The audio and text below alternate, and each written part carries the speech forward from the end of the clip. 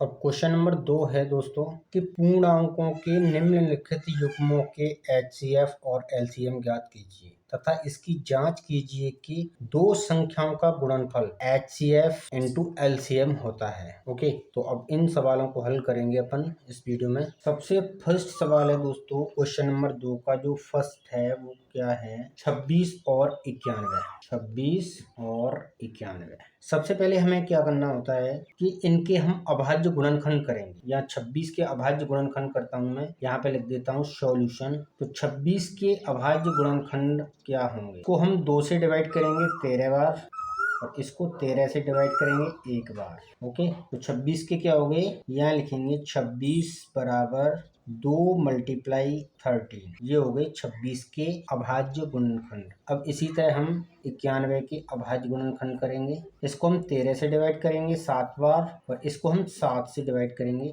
1 बार। तो यहाँ पर हम लिखेंगे अब 91 के जो अभाज्य गुणनखंड हैं। ओके, अब यहाँ पे लिखेंगे दोस्तों 26 और 91 का LCM। 26 और 91 का LCM क्या होगा, तो LCM में क्या होता है दोस्तों, LCM में हम उच्चतम घात वाले को लेते। ओके, और इन दोनों में उच्चतम घात वाला क्या है, जो दोनों में हो। तो दोनों में क्या है, इसमें भी 13 है और इसमें भी 13 है। ओके, तो इसमें कौन सा अंक है जो दोनों में 13? 13 संख्या ऐसी है जो दोनों में है, तो मैं यहाँ पे लिखूंगा सबसे पहले 13। ओके, अब बचेगा क्या, इसमें से 2 बचेगा और इसमें से 7 को मैं यहाँ गुणे में डाल दूंगा, 2 इंटू 7 इस तरीके से। ओके, अब इनका मैं मल्टीप्लाई करूंगा, 13 दूना 26 और 26 सत्ते 182। 26 सत्ते होता है 182, ये हो गया 182। ठीक है, अब हम 26 91 का ये क्या हो गया, LCM हो गया। अब मैं 26 91 का HCF क्या होता है, जो संख्या दोनों में हो, मतलब इसमें भी हो और इसमें भी हो। HCF के लिए जो कंडीशन है वो ये होती है, जो संख्या दोनों में हो और न्यूनतम घात वाली हो। यहाँ दोनों में क्या है, 13, इसमें भी है और इसमें भी है, तो जो HCF होगा वो क्या होगा, 13 होगा। अब इसमें 2 है लेकिन नीचे वाली संख्या में 2 नहीं है लाइन में। 26 वाले जो अभाज्य गुणनखंड है उनमें 2 है लेकिन 91 बारे में 2 नहीं है। ऐसी 91 वाले जो गुणनखंड है उनमें 7 है लेकिन 26 वाले में 7 नहीं है। तो इनसे हमें कोई मतलब नहीं है, इनको बिल्कुल दिमाग से निकाल देना है HCF लेते समय। HCF का मतलब वही है जो दोनों में आपको मिलेगा, दोनों संख्याओं के अभाज्य गुणनखंडों में जो संख्या मिलेगी आपको और जो जिसकी घात न्यूनतम होगी वही HCF होगा, इस तरह। ओके, अब इसने कहा है क्वेश्चन में पूर्णांकों के निम्नलिखित युग्मों के HCF LCM ज्ञात कीजिए। LCM HCF दोनों हमने निकाल लिए तथा इसकी जांच कीजिए कि दो संख्याओं का गुणनफल HCF इंटू LCM है। अब इसकी हम जांच करेंगे। ओके, अब यहाँ पर लिख देता हूं मैं जांच। इसकी जांच कैसे करेंगे, इसका एक फॉर्मूला होता है दोस्तों। ओके, यह होता है प्रथम संख्या इंटू द्वितीय संख्या बराबर HCF गुणा LCM। और हम इन प्रथम संख्या और द्वितीय संख्या को हम A और B से भी इंडिकेट कर सकते हैं। A गुणा B बराबर HCF इंटू LCM। इस तरह भी हम ये फॉर्मूला लगा सकते हैं। A मतलब प्रथम संख्या कौन सी है हमारी, 26, और द्वितीय संख्या मतलब B 91। तो मैं यहाँ पे लिखूंगा 26 इंटू 91 बराबर HCF क्या है हमारा, HCF है 13, तो मैं यहाँ 13 लिखूंगा मल्टीप्लाई, और LCM क्या होगा 182। तो मैं वो यहाँ पर ये लिखूंगा 182 जो LCM है। इन दोनों का मल्टीप्लाई करूंगा, इन दोनों को मल्टीप्लाई करूंगा। 26 का मल्टीप्लाई 91 से करूंगा, तो यहाँ पर देख लेते हैं हम, एक रफ कार्य कर लेते हैं। 2366 2366 का आएगा 2366, और 13 का करेंगे 13 दूनी 26 और ये 182 मल्टीप्लाई 13। 13 दूनी 26 की 6 हासिल 2, 13 अट्ठे 96, 13 अट्ठे 104 और 2 106। 106 का आएगा 6 और ये 10, 13 कम 13 और 10 23, तो इसका भी कितना आया 2366। अब यहाँ पे लिख देंगे हम LHS बराबर RHS, लेफ्ट हैंड साइड बराबर है राइट हैंड साइड, यानी कि दोनों समान आ रहे हैं। ये हमने अब इस तरह जांच कर ली। इस तरह आप इन सवालों को कर सकते हैं। अब सेकंड सवाल देखते हैं। सेकंड सवाल है दोस्तों 510 और 92। सेकंड सवाल 510 और 92। सबसे पहले हमें क्या करना है, 510 के अभाज्य गुणनखंड करते हैं हम। ओके, 510 के अभाज्य गुणनखंड 2 से डिवाइड कीजिए, 2 दूनी 4 बचेगा 1 और 155। 255 बार 2 से 510 को काट दिया। 5 से डिवाइड कीजिए, नहीं 3 से हो जाएगा। 3 से 2 से 55 को डिवाइड करेंगे तो 3 अड्डे 24, 1 और 3 पंजे 15, 85 बार। अब हम इसे 5 से कर देंगे, 17 बार हो जाएगा ये। और अब 17 से 1 बार, जब तक डिवाइड करना है जब तक नीचे 1 ना आ जाए। ये हो गए इसके अभाज्य गुणनखंड। ओके, ये 510 के क्या हो गए, अभाज्य गुणनखंड। यहाँ 510 बराबर 2 इंटू 3 इंटू 5 इंटू 17। अब हमें 92 के अभाज्य गुणनखंड करने हैं। 2 से 92 46 बार भाग जाएगा 92 में 2 का, और फिर 2 से करेंगे तो 23 दूनी 46 होता है, तो 23 बार। 23 को हम 23 से ही करेंगे क्योंकि और किसी संख्या से 23 नहीं कट रहा है, ये 1 आ गया। ओके, अब यहाँ 92 की जो अभाज्य गुणनखंड है दोस्तों वो क्या है, 2 2 और 23, 2 मल्टीप्लाई 2 मल्टीप्लाई 23। ये हो गए इनके अभाज्य गुणनखंड। अब हमें क्या करना है, 510 और 92। ओके, यहाँ लिखूंगा मैं 510 92, इसका क्या होगा, एलसीएम।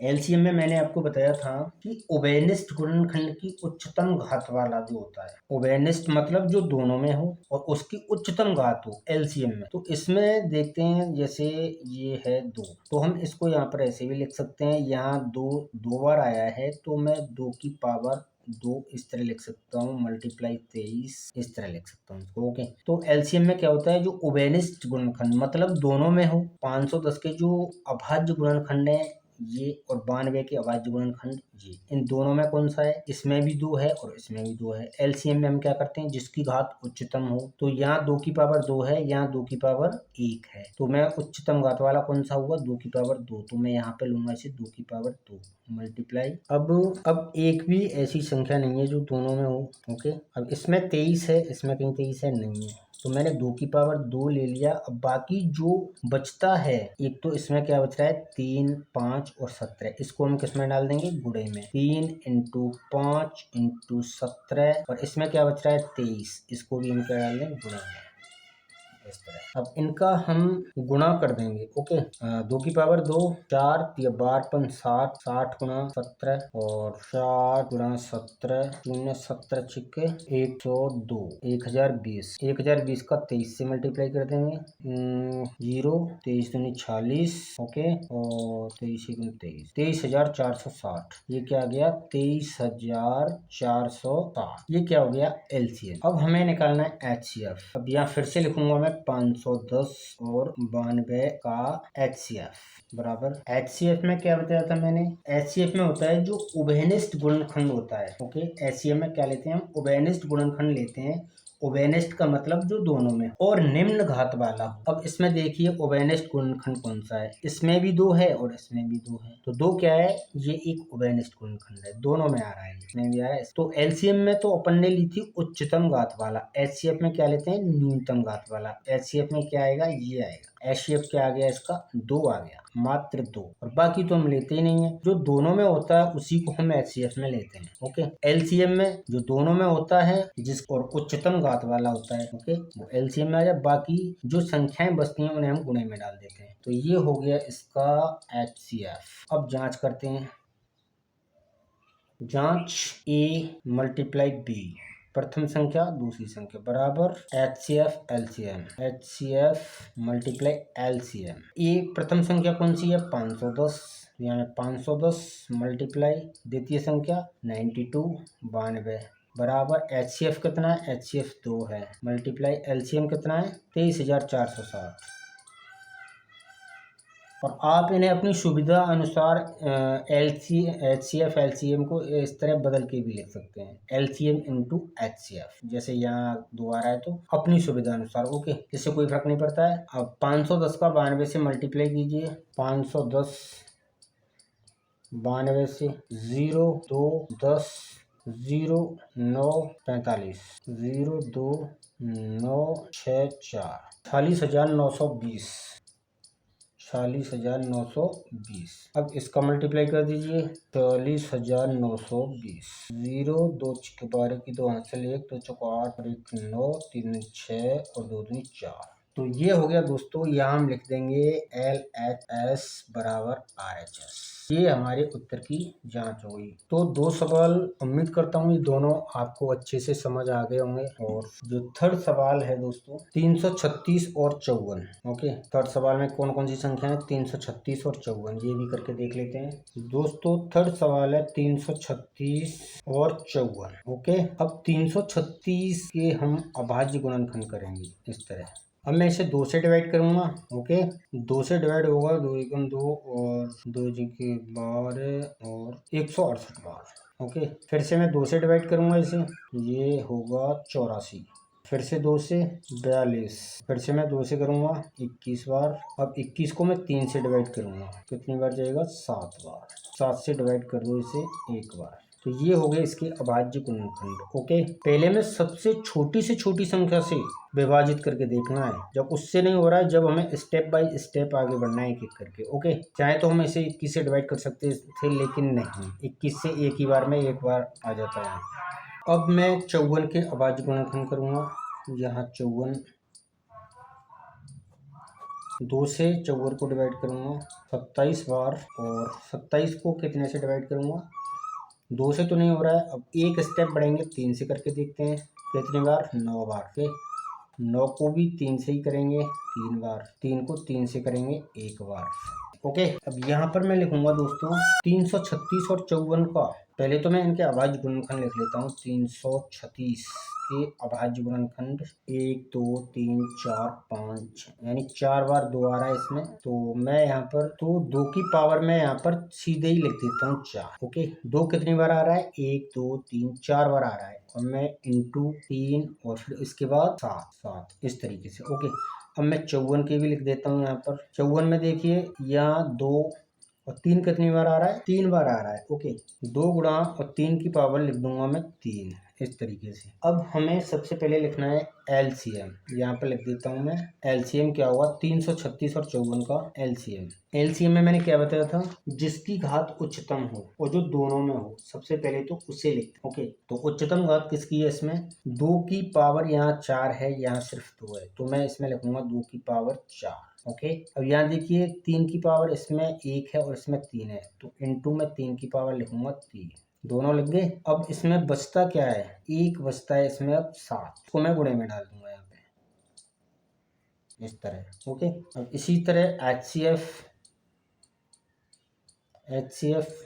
में क्या होता है, न्यूनतम घात वाला जो ओवेनिस्ट हो, जो दोनों में हो और उसकी घात कितनी हो, न्यूनतम। तो 2 जो है दोनों में, इसमें भी है और इसमें भी है, और इसकी न्यूनतम घात कौन सी है, 2 की पावर 1, और यहाँ 2 की पावर 4 है, तो हम लेंगे 2 की पावर 1 इंटू, इसी तरह 3 इसमें भी है और इसमें भी है, तो हम कौन सा लेंगे, न्यूनतम पावर वाला। इसमें तो 3 की पावर 3 है, इसमें नहीं, तो मैं इस वाले 3 को ले लेता हूँ इस तरह। ओके, तो ये हो गया HCF। अब इनका मल्टीप्लाई कर दीजिए आप 2 का 4 बार, जैसे ये करना है हमें LCM। ओके, 2 की पावर 4 यानी कि 2 दूनी 4 दूनी 8 दूनी 16। अब 16 का हम करेंगे 3 की पावर 3 से, 3 की 9 होती 27, यानी कि 16 का 27 से 432, 16 का 27 से 432, 432 का 7 से कर दीजिए। 7 दूनी 14 की 4 हासिल 1, 7 21 22 की 2 हासिल 2, 7 चौक 28 14 24, 7 दूनी 14 की 4 हासिल 1, 7 21 और 1 22 की 2 हासिल 2, 28 और 2 30 आएगा। 3024 हो गया। ओके, ये हो गया 3024। क्या हो गया हमारा LCM। HCF क्या होगा, 6, 3 दूना 6। अब यहाँ पर करेंगे अपन जांच, A गुणा B, मतलब प्रथम संख्या गुणा द्वितीय संख्या बराबर LCM इंटू HCF। A गुणा B, प्रथम और द्वितीय संख्या 336 और 54, 336 मल्टीप्लाई 54 बराबर LCM HCF। LCM कितना है, LCM है 3024 और इसमें मल्टीप्लाई होगा 6 का। दोनों के गुणा कीजिए और कितना आता है हमें कमेंट में बताइए। और नीचे आएगा ये LHS बराबर RHS। कमेंट में जरूर बताना दोस्तों इनका कितना आता है, बराबर आता है कि नहीं दोनों का। तो उम्मीद करता हूँ वीडियो आपको अच्छा लगा होगा दोस्तों। वीडियो अच्छा लगा तो प्लीज एक लाइक जरूर करना, आपकी मोटिवेशन से ही हमें वीडियो बनाने की हिम्मत मिलती है। तो वीडियो वॉच करने के लिए आपका बहुत बहुत धन्यवाद।